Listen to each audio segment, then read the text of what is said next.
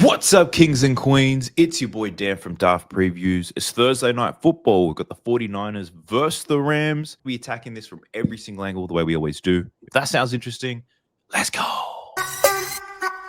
Sub to the channel cause your boy's getting busy. Coming to your line from the west side of Sydney. We've got the free picks and the juice and the daily. It's all free, you don't even have to pay me.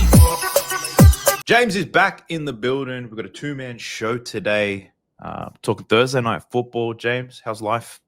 Feeling good, man. This game was looking pretty exciting. Got some injury news, but yeah, excited to hop into it. We'll talk about all the injuries. We'll find some angles. Like I said, we'll attack this from every single way. We'll talk spreads, totals, props, quarterbacks, receivers, you name it.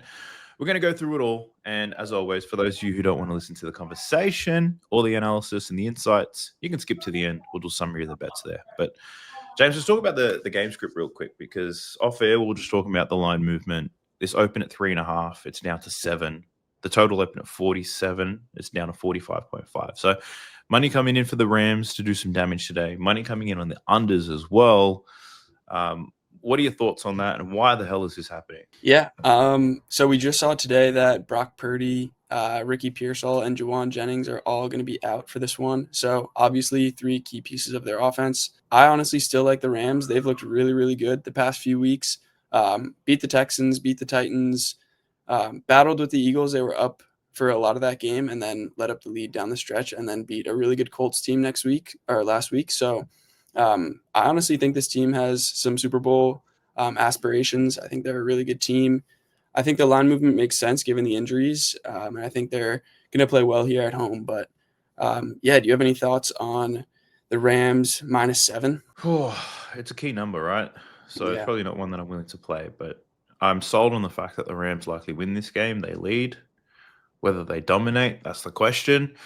I think what that means is I tend to think about how are the Niners going to play? And the way that I've broke it down in my mind is I think they play slow. I think they try to dominate possession. They try to keep the ball on the ground as much as they can. But then that brings you to like CMC hasn't been great. Like, so I'm thinking, what are the options here? But yeah, I'm bought into the fact that the Rams should win this one. They should win this comfortably. That's the game script that I've kind of flowed through with a lot of my bets. But I'm happy to be challenged in a lot of those things. But before we get into those props, how do you think this Niners offense is going to, how are they going to play, given they're missing so many players? Yeah, I mean, it's tough to say. Mac Jones did look pretty good when he was out there in his first 2 starts, or I think he came in through the middle of one of those games. But yeah, I mean, the receiver core is not great. They were already banged up. No Ayuk. Jennings has been battling injuries. Now Pearsall is out as well. So it's pretty tough for me to predict. Like you said, I think they're going to try and control the clock, keep it on the ground. But the Rams do have a good run defense, and I know McVay, as a good coach, is going to keep a lot of guys in the box, make Mac Jones make plays considering their weapons. So I think it might be pretty tough for the Niners to move the ball on the road. So yeah, I don't know. I don't have too many strong thoughts there as far as like who's going to. Let me ask you this. Well, yeah. How much better a quarterback is Mac Jones to Jake Browning? Ooh, I would say he is significantly better. I know I was gassing Browning up a little bit. Absolutely terrible. So I'll take that one on the chin. But yeah, Mac Jones is in a better system. Shanahan's a great coach, so I'm sure he'll have him ready. And I don't know if you know this, but Shanahan really wanted to take Mac Jones 3rd overall a few years ago in the draft, and they ended up taking Trey Lance instead.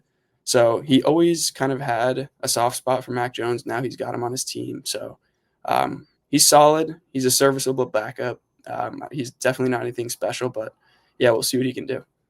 Yeah, I think he should be able to get the job done. And I'm hoping like going safe, the safer routes, whether it's hitting CMC, hitting some tight ends perhaps, just to get the ball up the field. Yeah. That's what I'm hoping there for Mac Jones. Keep it competitive. Don't embarrass yourself here on Thursday Night Football. But let's start attacking this thing.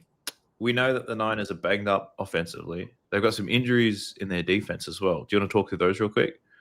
Yeah. Bosa injured. That's obviously a huge piece. He's been a crucial part of their defense for a bunch of years now. I'll talk about that a little bit later with one of my props, but Yep. yeah, they're banged up. Rams offense has been humming, so pretty tough to see how they're going to get stops. But yeah. Yeah. All right. Let's start talking about some props then. Do you have anything on these QBs? Any thoughts on this? I don't have any props particularly. I will say I think Matthew Stafford is going to have a really good game. Mm. Puka has been incredible. Devontae Adams has been really good. Stafford, I really do think he's one of the best QBs in the league right now.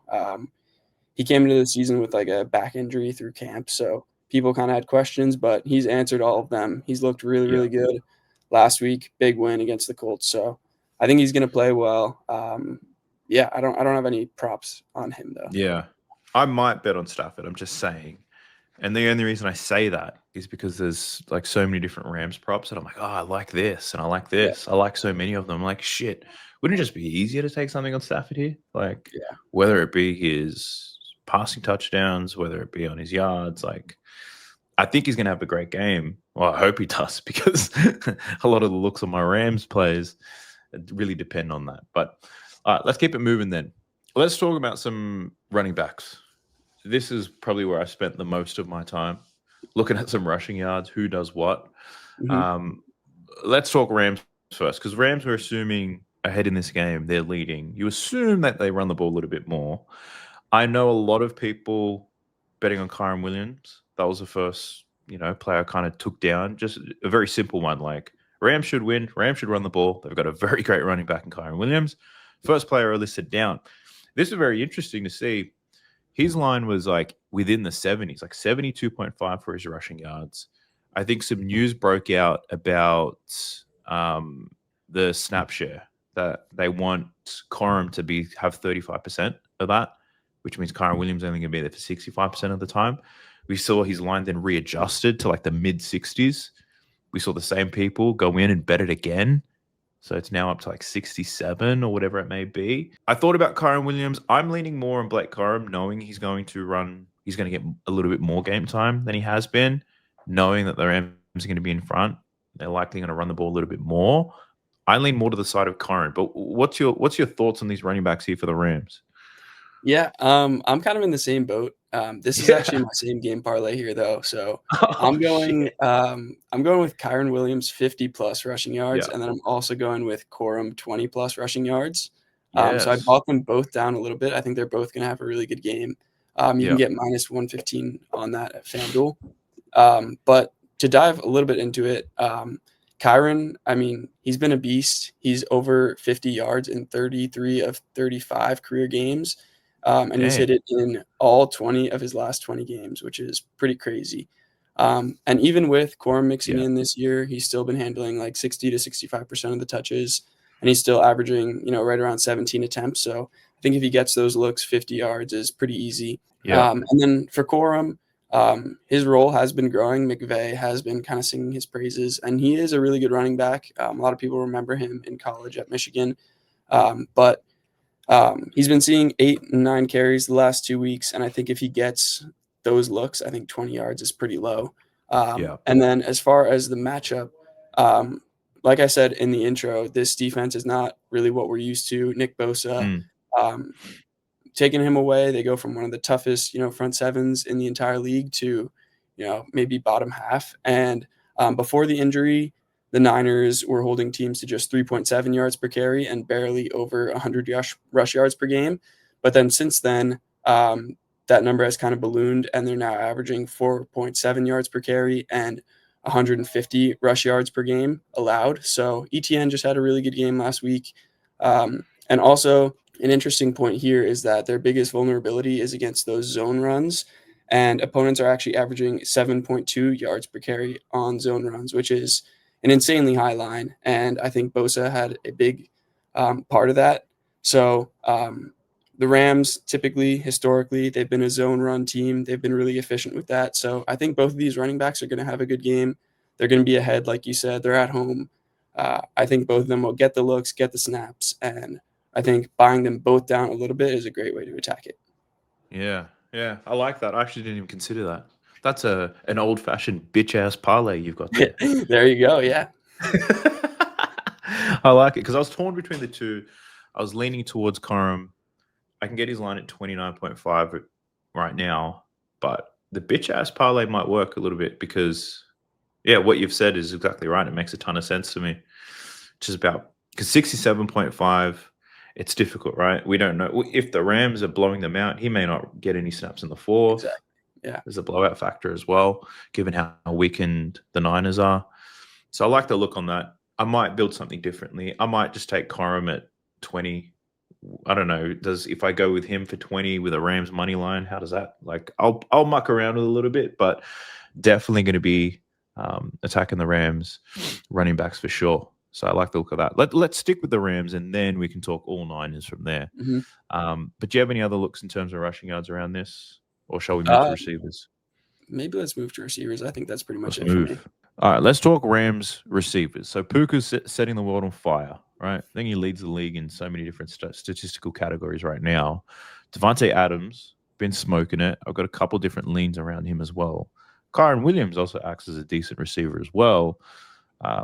What are your thoughts on this receiving core for the Rams?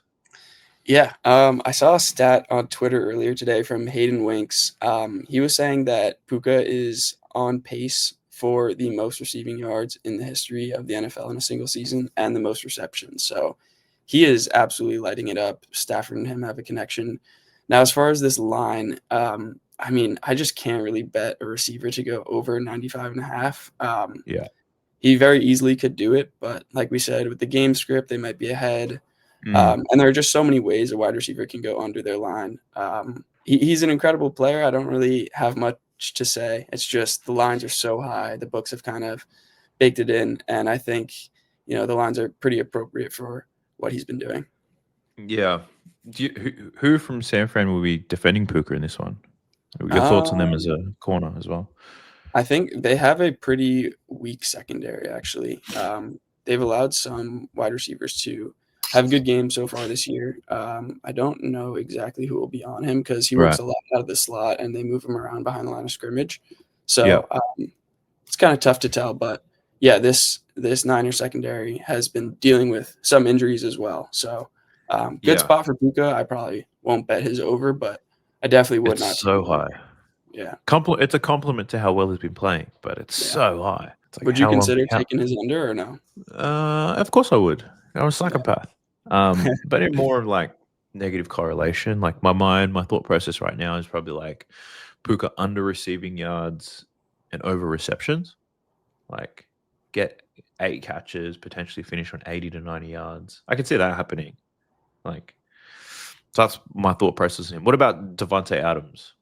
Yeah, I had a couple different thoughts on him, whether it's longest receptions, do I take his receiving yards? Do I just avoid him entirely? Do I bet on Stafford? Like, that's where my mind was going.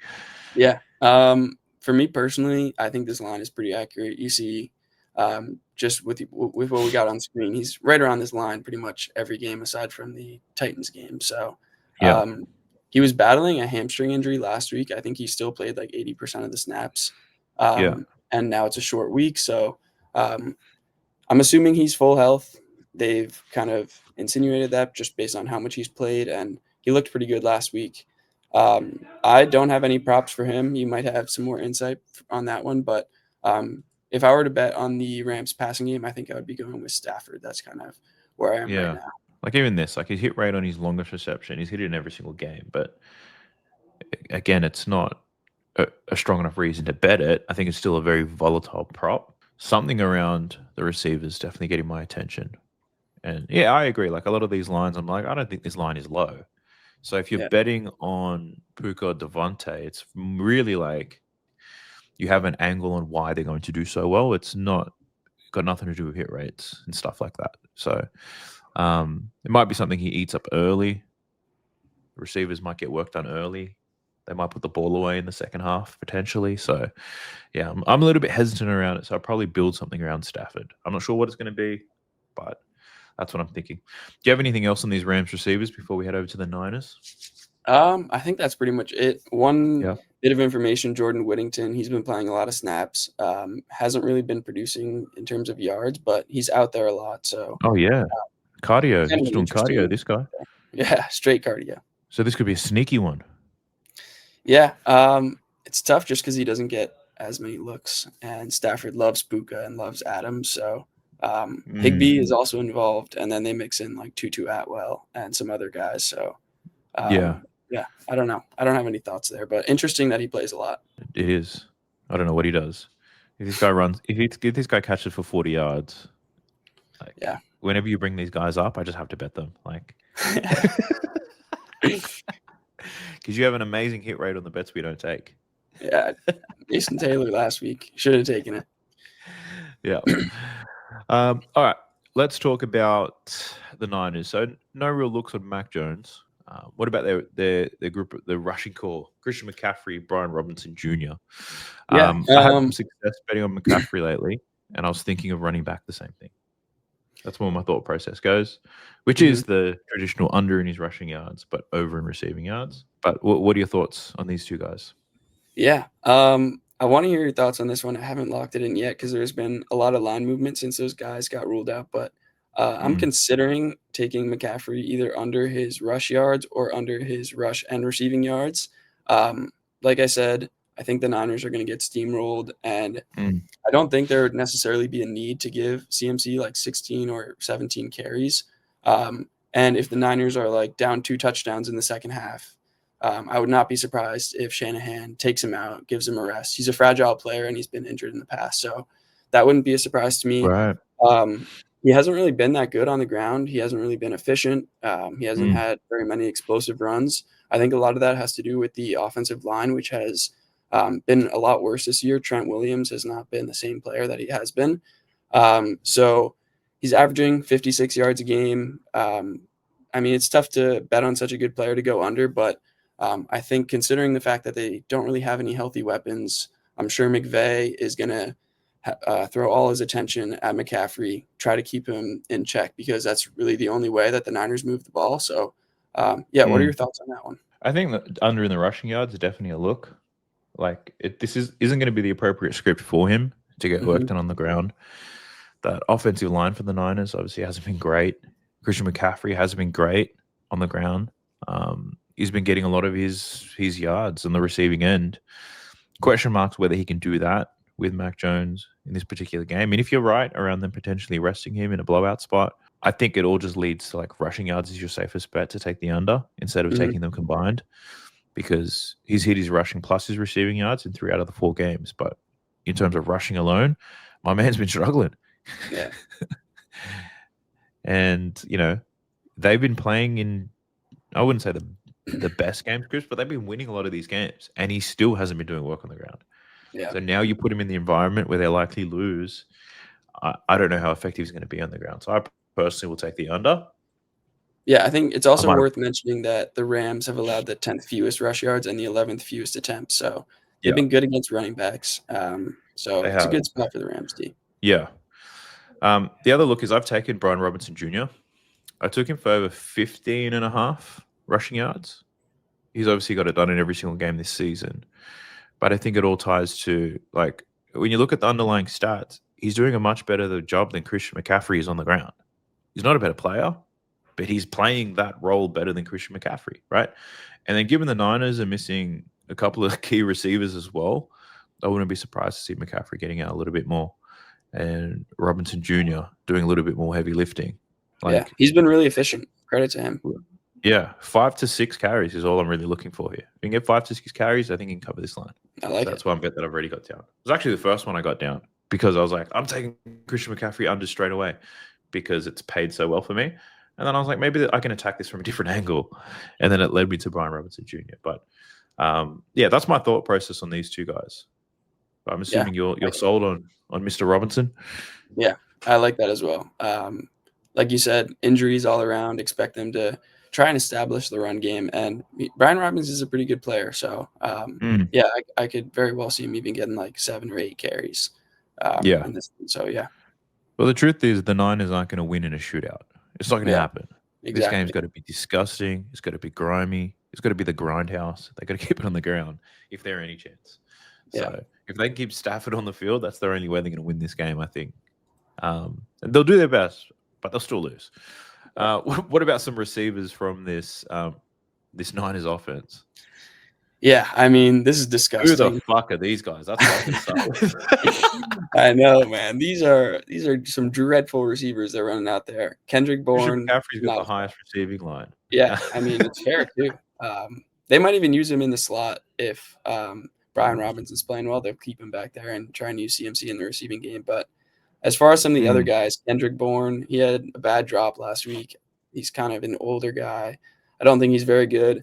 Demarcus Robinson, I'm pretty sure he's coming off a suspension. Oh no, he played last week, I guess. But yeah, they have not very many weapons. A sneaky guy here is Jake Tondres. He had a really yeah, good week last sneaky week. guys. That's what I'm talking about. Yeah, tight end. He kind of took over that Kittle role once he went down. So yeah, they've been using him. I think it's a solid look, but again, I mean, it's just your classic tight end with a low line. Yeah. Just a matter of if they get there. He'll get there. I reckon he's gonna get 50. He'll get 50. What about this guy? What's the scouting report on Luke Farrell? Honestly, nothing for you. I mean, they usually have Kittle out there, so I mean, this must be their third tight end. I'm assuming he's more of a blocking guy, but yeah, It only takes one catch by the looks of things. it's true. Fuck it. I'm gonna bet on one of these guys. Of course, One you of them are. has to. Because someone's gonna catch the freaking ball. Like seriously. This is ridiculous. Yeah, Okay. So Mac Jones doesn't have too many weapons here. yeah, But what's crazy is Mac Jones his line is at like 218, 219 or something, right? yeah. Like These guys are all low. they're all low. Yeah. These guys I don't even think this adds up to 150. Demarcus Robinson, if I had to choose one, would probably be my favorite receiver, or Yeah. Tondres at tight end. But yeah, I guess considering the Mac Jones line, there might be some ladder opportunity. But Yeah. yeah, I mean, it's tough to bet on any of these guys. Do you know if any of these guys are the deep option?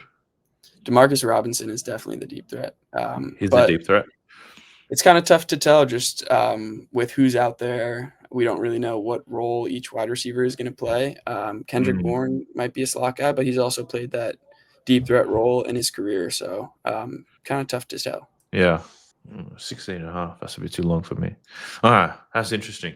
What about kickers? Any kickers get your attention? I'm usually not too far into the kicker props. I know a lot of people do well with them. Can't really go wrong with kickers in prime time. I know I've seen that on Twitter a lot, but I'm not too entrenched with the kicker props. I don't know if you have any specific looks you want to share, but yeah, nothing for me. No. I did it, admittedly. I did it on Monday Night Football. I think that Jets game. I just took both kickers, like over 6.5 points. It was like plus 220. So it worked out. But no, I don't really have too many angles or analysis around it. It was more like buying into the hype. It's prime time. People don't fucking score. It's gonna let's just kick some field goals, and it was a shit fight. So it made sense then. It could happen here, right? But it could be like the more we talk about this and the players, it's like everything just screams a Rams domination. I don't even know if the Niners will get in range. Yeah, Or they might only kick 2 field goals. Like I don't know. I don't know what's going to happen there. I think the benefit here is that it is prime time, and I guess it has a way of keeping games close. How the Niners keep it close, I don't know. Or it could just be the Rams not playing well, right? It's not like the Niners don't have to elevate themselves to the level of the Rams. The Rams could just play to their competition as well. it's true. Yeah, Shanahan is a really good coach. You got to give him credit too. So yeah, you never know when he's gonna have one of these gross, low scoring games. So yeah, we'll see. Yeah. All right. Let's summarize things for people who didn't want to get through all the information with us. We're only got the one game. What are the ones that you have locked in already? Yeah. So my favorite play in this game is same game parlay, a little bitch ass parlay action. But I'm going Kyron Williams, 50 plus rushing yards, and Blake Corum, 20 plus rushing yards. You put that together, you get minus 115. And then I'm looking at McCaffrey under on his rush yards, potentially his rush receiving, just because I don't know if his usage will be there. But yeah, haven't locked that one in yet. We'll have to see. But yeah, what do you got? Brian Robinson Jr., even though the line's moved, I still like it. He's over in his rushing yards. I did parlay that with an under in Christian McCaffrey's under rushing yards as well. And then when it comes to these receivers, I haven't figured out which way I'm going to go yet. I'll have some sort of parlay with Corum included because I do like him to rush, although I don't like that I haven't got the best number. So I'll have some sort of bitch-ass parlay variant there. But if I had to pick one, definitely Corum on the rushing yards over Kyron Williams. I just think I see so many reasons as to why Kyron Williams could not get there. And a lot of that is really just opportunity. So he may not get there for that one.